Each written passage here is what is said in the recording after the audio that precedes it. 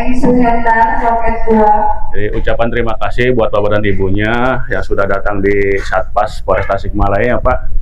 Jadi kita sedang melaksanakan kegiatan proses pembikinan SIM. Untuk pembikinan SIM itu di sini nanti ada yang pertama adalah pendaftaran ya, semuanya udah terdaftar, kemudian dapat nomor antri. Yang dipanggil nomor antrinya nanti masuk ke loket 1 ya Pak, dilaksanakan pemotoan di sana. Jadi nanti pada saat pemotoan Bapak dan Ibunya sebelum dipoto itu nanti dibacakan dulu datanya sesuai KTP. Nanti Bapak sama Ibunya harus konsentrasi, apabila ada data ataupun ketidaksesuaian data langsung bilang ke bagian pemotoannya Bu. Nanti dibacakan dulu, kalau misalkan udah sesuai berarti nanti udah siap Pak, datanya udah cocok gitu. Kalau yang tidak sesuai langsung ngomong ke bagian foto, karena kalau sudah dilaksanakan foto kemudian udah diverifikasi, sudah dicetak SIM-nya, datanya nanti nggak bisa dirubah lagi ya. Itu ya perhatian pertama.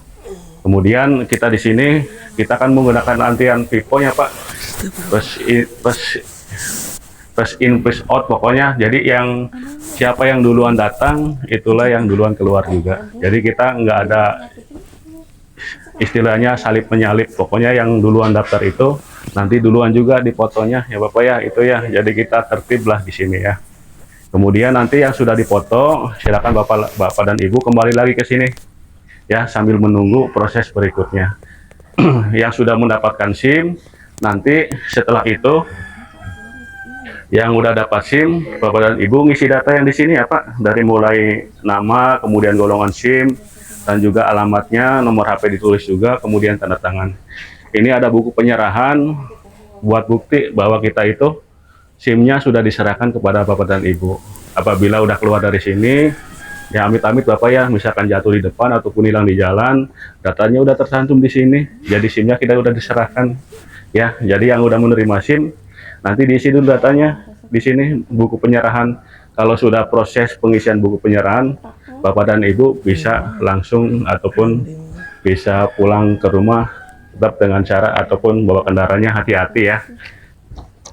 Terus satu lagi ada himbauan juga, kita dari Satuan Lalu Lintas Polres Tasikmalaya untuk menciptakan keamanan ketertiban berlalu lintas, kita juga selain melaksanakan himbauan-himbauan berkaitan dengan tertib berlalu lintas, untuk menciptakan itu juga kita juga sering ataupun melaksanakan penegakan hukum pelanggaran kasat mata Bapak ya. Jadi kalau misalkan petugasnya lagi di depan, lagi pengaturan, ada yang pelanggaran yang kelihatan nih, misalkan menggunakan sepeda motor, tidak menggunakan helm misalkan belakangnya, kemudian kelengkapan kendaraan kayak kaca spion, plat nomor, pokoknya pelanggaran yang kelihatan itu dihindari ya. Karena tujuan kita mengurangi angka pelanggaran, kemudian untuk menciptakan ketertiban dan keselamatan berlalu lintas. Kemudian kita juga sekarang udah ada etle yang lewat Cipasung, ada di sana kan ada etle statisnya Pak, itu 24 jam untuk penegakan hukumnya. Jadi yang lewat ke sana itu untuk meng-capture pelanggaran-pelanggaran kasat mata baik kendaraan roda 2 ataupun roda 4. Jadi kalau pengendara roda 4 itu biasanya sabuk keselamatan yang sering terkena capture.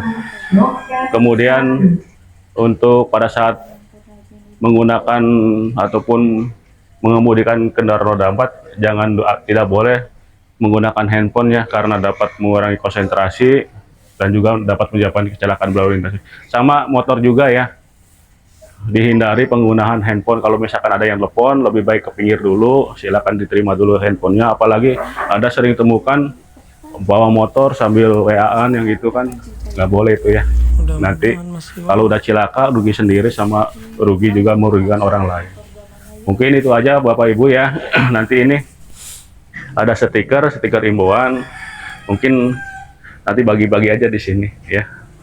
Untuk ini bisa ditempel di kendaraan ataupun ditempel di, yang penting bisa terlihat sama pengendara yang lain bahwa kita itu harus tertib berlalu lintas ya.